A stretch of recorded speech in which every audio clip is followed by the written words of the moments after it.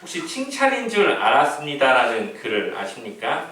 한번 제가 읽어볼 테니까 한번 들어보시면 좋겠습니다. 너 없으니까 일이 안 된다. 이 말이 칭찬인 줄 알았습니다. 소속된 공동체에서 내가 정말 필요하고 중요한 존재라는 생각에 기분 좋았던 말입니다. 그렇지만 이 칭찬은 내가 꿈꾸는 진정한 리더의 모습에서 한 발짝 뒤로 물러나게 했습니다. 내가 없으면 공동체가 무너질 정도로 공동체를 나에게 의존하게 만드는 것은 나의 이기적인 모습이기 때문입니다. 시키는 대로 잘하네, 칭찬인 줄 알았습니다. 내가 말 잘 듣고 착한 천사와 같다는 생각에 기뻤습니다. 그런데 이 칭찬은 내가 꿈꾸는 진정한 리더의 모습에서 나를 네 발짝 물러나게 했습니다.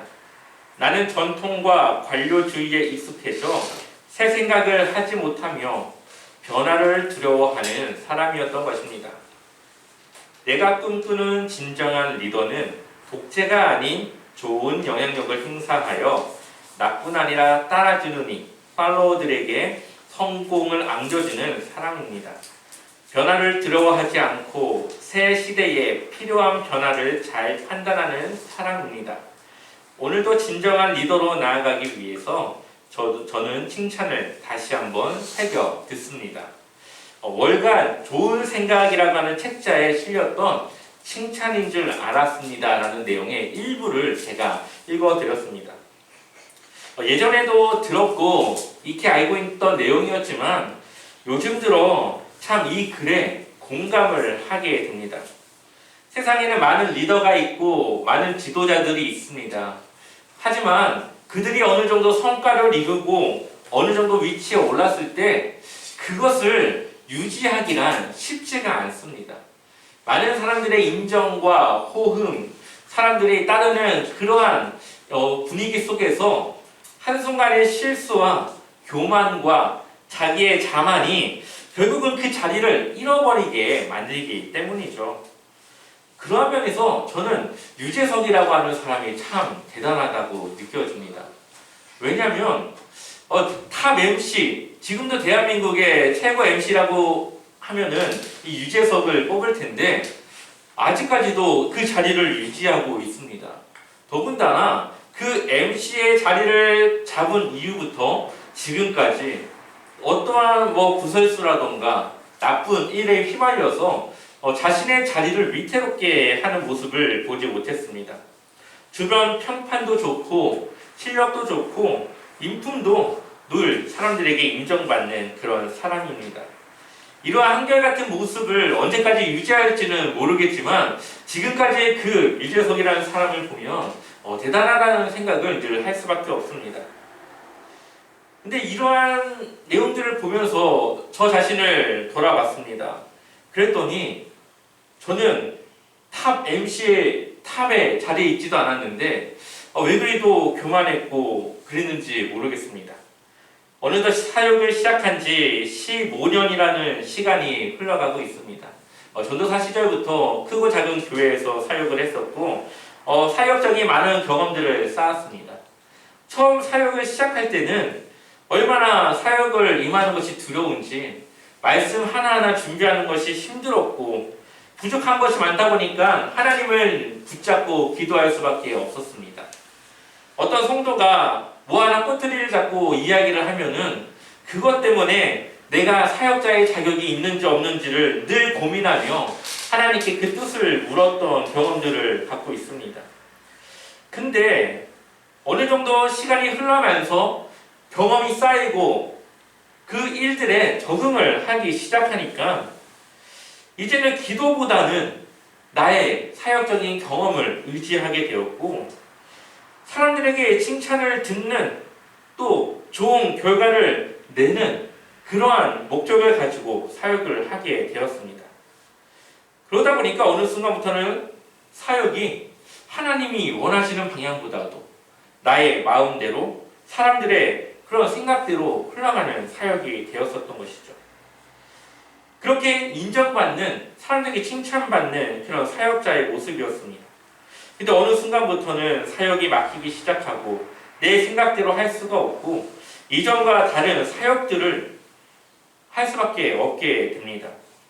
그때는 몰랐지만 지금 돌아보면은 하나님께서 기도에 전념하지 않고 늘 경험에 의지하는 저를 그렇게 하면 안 된다라고 하는 그 메시지를 주는 것이었죠. 사역적인 한계가 보이기 시작하였고 하나님은 그렇게 하면 안 된다라는 것을 저에게 알려주기 시작합니다. 저도 모르는 순간 저의 사역은 하나님의 사역보다는 나의 사역이 되었고 하나님의 지혜와 능력을 구하기보다는 내가 고민하여서 내가 결론을 내는 그런 사역들을 하고 있었던 겁니다. 오늘 나오는 이 사울왕의 모습을 보니까 저의 모습이 생각이 났습니다. 사울은 이스라엘의 초대 왕이었고 이스라엘 백성들의 요구로 세워진 왕이었습니다. 사람들이 원했던 전투에 능한 완벽한 조건을 갖춘 왕은 바로 이 사울 왕이었습니다. 근데 성경은 이러한 사울 왕에 대해서 두 가지 시기로 나눠 놓고 있습니다. 한번 사무엘상 13장 1절 말씀을 읽어볼까요? 함께 읽어보겠습니다. 사울이 왕이 될 때에 40세라 그가 이스라엘을 다스린 지 2년에 아멘. 보통 이 왕이 통치를 하는데 그 기간을 나눠 놓는 경우는 거의 없습니다. 우리가 열왕기하를 보고 역대하를 봐도 이 사람이 언제 왕이 됐고 몇 년간 다스렸다라고 말을 하지 몇 년이 될 때에 뭐 이런 말들은 잘 쓰지 않는데 사울은 특별하게 그가 왕이 된 지 2년에라는 말을 통해서 그 이후에도 그가 왕이었지만 그 2년 이전과 2년이 지난 후에 그의 모습이 달라졌음을 우리에게 보여주고 있는 것이죠. 사울이 왕이 되었고 암몬과의 전쟁을 하게 됩니다. 이때 사울은 그 하나님을 위한 그 마음에 그 분노에 하나님의 영이 감동되어져서 이 암몬과의 전쟁에 크게 승리를 하게 됩니다. 그리고 이것을 승리함으로써 사울이 왕으로 세워지는데 반대했던 사람들조차도 이제는 사울을 왕으로 인정하기 시작합니다. 그러니 사울이 왕으로서 임명을 받았지만 그에게 그를 인정하지 못하고 반대했던 사람들조차도 이 사건을 계기로 사울을 왕으로 인정하기 시작한 것이죠. 얼마나 놀라운 하나님의 은혜입니까? 그런데 이제 2년이 흘렀습니다. 그 이전에는 하나님을 의지했고 하나님의 기쁨이 되었던 왕이었는데 2년이 흐른 지금부터는 사울이 달라지기 시작합니다. 그 이전에는 하나님의 나라를 세우는 그러한 사람이었다면 2년이 지난 이후부터는 자신의 나라를 세우기 시작하는 것이죠. 바로 그러한 달라진 모습의 시작점이 오늘 우리가 읽었던 본문의 말씀에 나와 있습니다. 사울이 블레셋과의 전쟁을 하기 위해서 3,000명이라고 하는 사람들을 끌고 갑니다. 전쟁을 시작하기 위해서는 하나님께 뜻을 물어야 했고 그 뜻을 묻기 위해서는 하나님께 제사를 드려야 되는데 그 제사에는 사무엘이 있어야만 했습니다. 그래서 사무엘이 오기로 약속한 7일을 기다리지만 사무엘이 오지 않았던 것이죠. 기다리다 지친 군인들은 오지 않는 사무엘을 기다리다가 결국은 흩어지거나 숨거나 도망가는 일들이 발생하기 시작합니다. 한번 우리 13장 8절 말씀을 같이 읽어볼까요? 함께 읽어보겠습니다. 사울은 사무엘이 정한 기한대로 이래 동안을 기다렸으나 사무엘이 길갈로 오지 아니하매 백성이 사울에게서 흩어지는지라. 아멘. 왜 흩어졌을까요? 무섭기 때문이죠. 블레셋이라고 하는 이 나라, 이 민족이 이스라엘에게는 굉장히 두려운 민족인데 그들과 싸우는 것도 두려운데 하나님의 뜻을 구하고 하나님을 의지해야 되는 그들이 사무엘이 오지 않는 이 상황 속에서 더욱더 두려움에 떨었다고 볼 수 있습니다. 이스라엘은 3,000명인 거에 반해서 블레셋은 전차만 3만 대, 말 타는 군인이 6,000명, 그 외의 군인들은 너무 많아 셀 수가 없을 정도라고 성경은 기록하고 있습니다. 더군다나 당시 이스라엘은 무기를 만드는 사람들을 블레셋 사람들이 다 잡아가거나 죽였기 때문에 철로 된 무기를 만들 수 있는 그런 민족이 아니었습니다. 그러니 그들이 가지고 있는 무기가 얼마나 초라하겠습니까? 블레셋에 비하면은 무기도 엄청난 차이가 났습니다. 그러니 아무것도 나을 것이 없는 이스라엘은 이 블레셋과의 전투에 굉장한 두려움을 갖고 있었습니다. 그래서 사무엘상 13장 6절과 7절을 보게 되면은 이스라엘 사람들이 위급함을 보고 절박하여 굴과 숲풀과 바위 틈과 은밀한 곳과 웅덩이에 숨으며 무서워서 지금 숨고 있는 것이죠. 어떤 히브리 사람들은 요단을 건너 갓과 길르앗 땅으로 가되 사울은 아직 길갈에 있고 그를 따른 모든 백성은 어떻게 되었다고요? 떨더라. 엄청나게 무서운 두려운 상황 속에 있는 겁니다. 자, 이것을 보고 있는 사울의 마음은 어떨까요? 조급하고 초조하고 이러다가는 자신의 왕위가 어떻게 될지 모른다라고 생각을 했을 겁니다. 그러니 사무엘이 이제 기다리는 것을 그가 포기하고 자신이 제사를 드리게 됩니다. 번제를 드렸던 그 순간 사무엘이 도착을 하게 되죠. 그리고 사울을 꾸짖습니다. 사무엘상 13장 11절 말씀을 읽어볼까요? 함께 읽어보겠습니다. 사무엘이 이르되 왕이 행하신 것이 무엇이냐 하니 사울이 이르되 백성은 내게서 흩어지고 당신은 정한 날 안에 오지 아니하고 블레셋 사람은 믹마스에 모였음을 내가 보았으므로. 아멘. 사무엘이 지금 이 사울을 보고 지금 뭐 하시는 겁니까? 라고 화를 냅니다. 그러니까 사울은 자신의 잘못을 회개하고 그것에 대해서 돌아보는 것이 아니라 뭐라고 말합니까? 핑계를 냅니다. 세 가지로 내는데, 하나는 당신이 늦게 왔으니까 내가 이걸 할 수밖에 없었지. 두 번째는 군인이 도망가고 있는데 그럼 내가 어떻게 합니까? 세 번째는 블레셋이 이제 곧 닥칠 것이기 때문에 기다릴 수가 없었다라고 지금 이야기를 하고 있는 겁니다. 이전에 암몬과 싸움을 하던 사울 왕의 모습과는 다른 모습이죠. 그의 말과 생각에서 이제는 하나님은 없어지고 자신의 경험, 자신이 이겼던 그런 자신감, 바로 그것을 가지고 전쟁을 치르려고 하는 모습이 그에게 나타나기 시작합니다. 바로 그러한 모습으로 이스라엘을 통치하고 있는 것이겠죠. 그러니 결국 사무엘을 기다리지 못하고 사울 왕의 생각과 판단과 자신이 가진 그런 병력과 능력으로 충분히 블레셋을 이길 수 있다라고 생각했을 겁니다. 이미 하나님은 모세를 통하여서 왕이 세워질 때에 어떠한 왕으로 세워야 되는지, 그 왕을 어떻게 해야 되는지를 말씀해 주셨습니다. 신명기 17장 14절을 한번 같이 읽어보겠습니다. 함께 읽겠습니다. 내가 내 하나님 여호와께서 내게 주시는 땅에 이르러 그 땅을 차지하고 거주할 때에 만일 우리도 우리 주위의 모든 민족을 같이 우리 위에 왕을 세워야겠다는 생각이 나거든. 아멘. 제 신명기면은 굉장히 꽤 오래전의 일인데 하나님은 그때부터 모세에게 언젠가는 이스라엘의 왕이 세워지게 될 것이라고 말씀하십니다.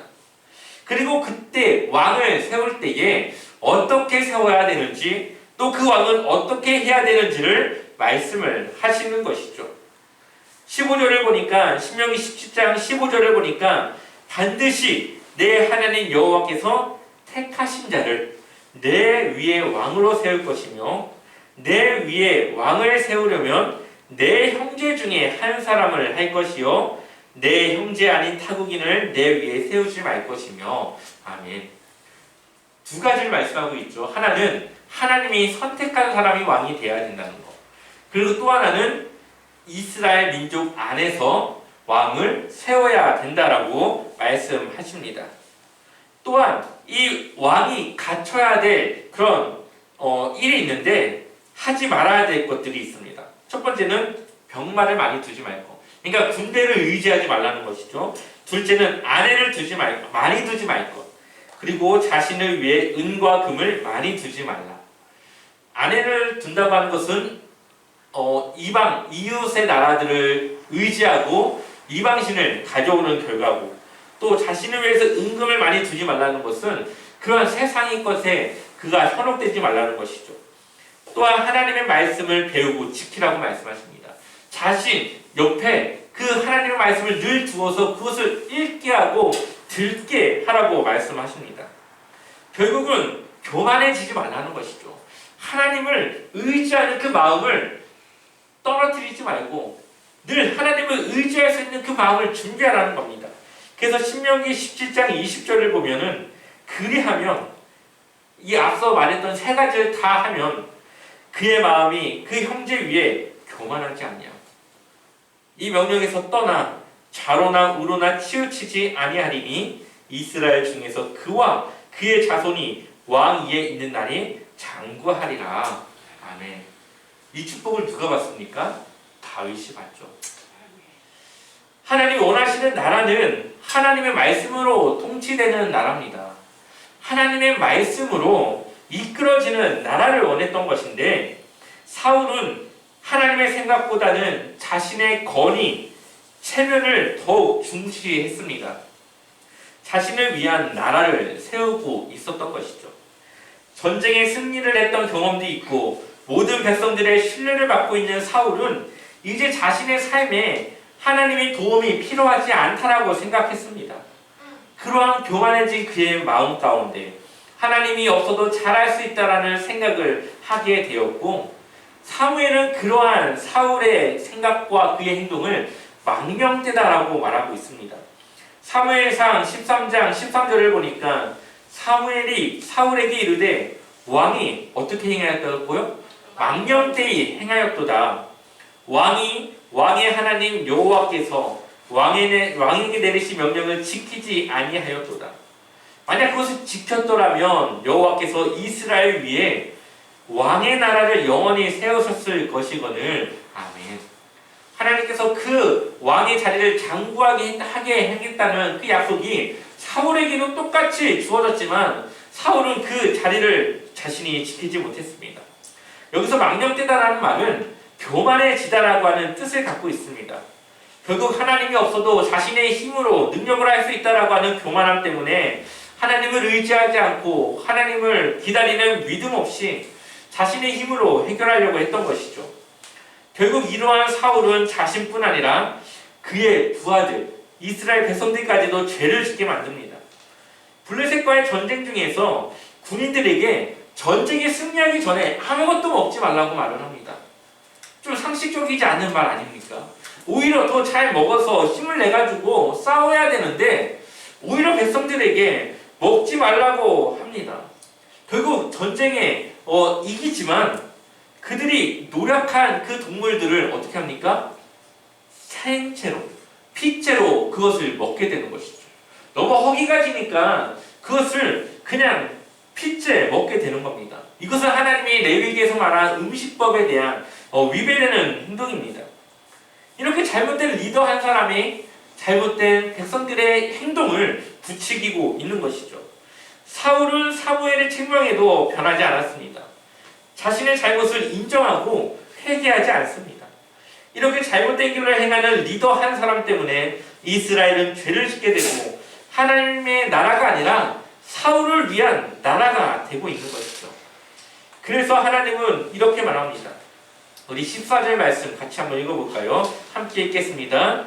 지금은 왕의 나라가 길지 못할 것이라 여호와께서 왕에게 명령하신 바를 왕이 지키지 아니하였으므로 여호와께서 그의 마음에 맞는 사람을 구하여 여호와께서 그를 그의 백성의 지도자로 삼으셨느니라 하고. 아멘.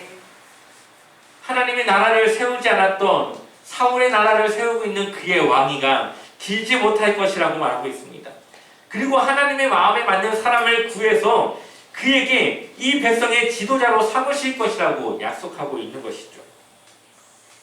결국 하나님은 다시 이스라엘을 하나님의 나라로 세우시기 위해서 다른 누군가를 준비하고 계시는데 그가 바로 다윗입니다. 다윗을 통해서 다시 이스라엘을 하나님의 나라로 세우시고자 하는 것이죠. 그리고 다윗은 의로운 통치를 통해 그의 왕권이 영원할 것이라고 하나님께서 약속하십니다.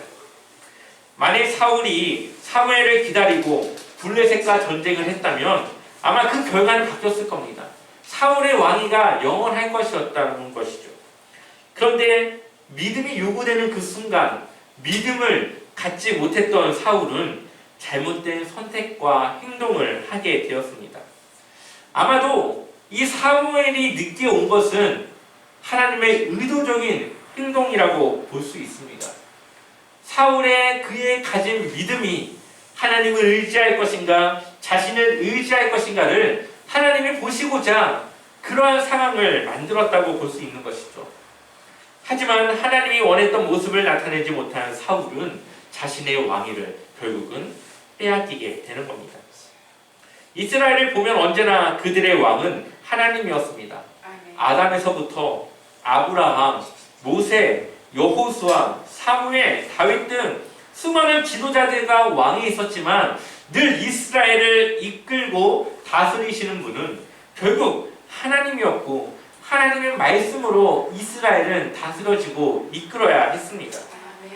그것은 우리의 인생도 마찬가지입니다. 우리의 인생의 왕은 우리가 아니라 하나님이십니다.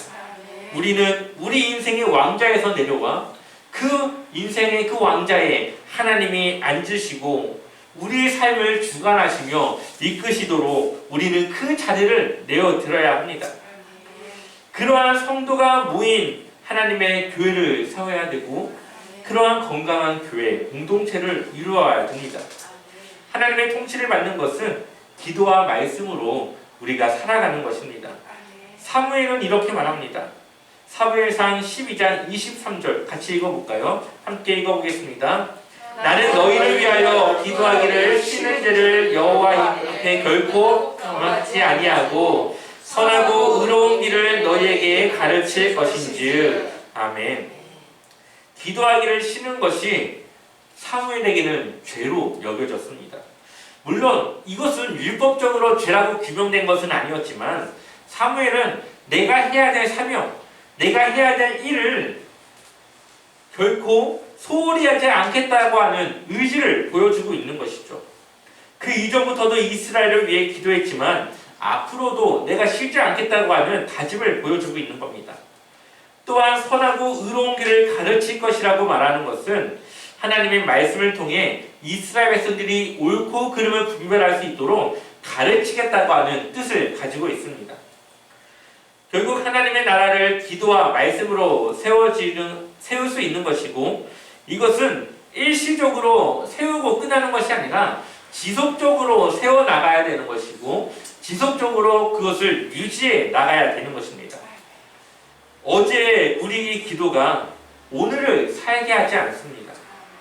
오늘을 위한 기도를 드려야 하고 오늘의 말씀을 붙잡아야 합니다. 어제의 은혜는 어제로 끝나는 것입니다. 오늘의 새로운 은혜를 또다시 우리는 구하고 하나님의 능력을 찾아야 합니다. 결국 매일매일 하나님의 도우심과 뜻을 구하며 하나님과 교제하며 살아가는 그 삶이 우리 안에 있어야 되는 것이죠. 그런데 저를 비롯해 수많은 사람들과 리더들이 자신의 경험과 지혜로 살아가고자 하고 하나님의 일을 하려고 한다는 것입니다. 그것은 교회를 잘못된 길로 가게 하는 것이고 하나님을 의지하지 않는 교만한 행동으로서 건강한 교회를 세우지 못하는 경우입니다. 앞에 사진이 한 장이 있을 텐데요. 어디가 바다고 어디가 하늘일까요? 구분이 되십니까? 비행기 사고 중에 많은 경우가 착각 때문에 일어납니다.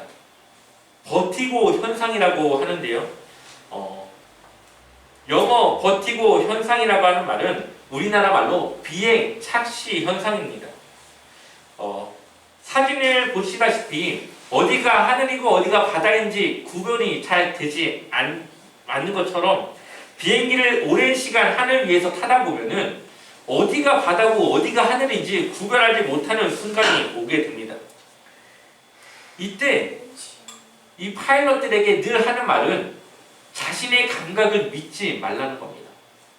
자신의 오랜 경험 속에서 이뤄진 그것을 바탕으로 자신의 감각을 믿고 하늘이다 생각하고 올라갔는데 결국 거기가 바다여서 추락사고가 일어나는 경우가 굉장히 많기 때문이죠.